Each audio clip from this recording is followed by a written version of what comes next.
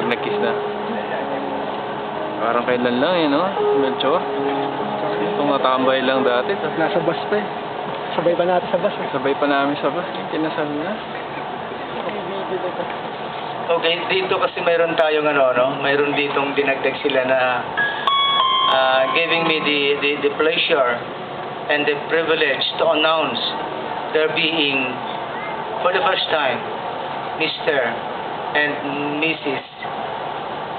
Calano. Yeah. So then, I have now the pleasure to announce to you, for the first time, Mr. and Mrs. Calano.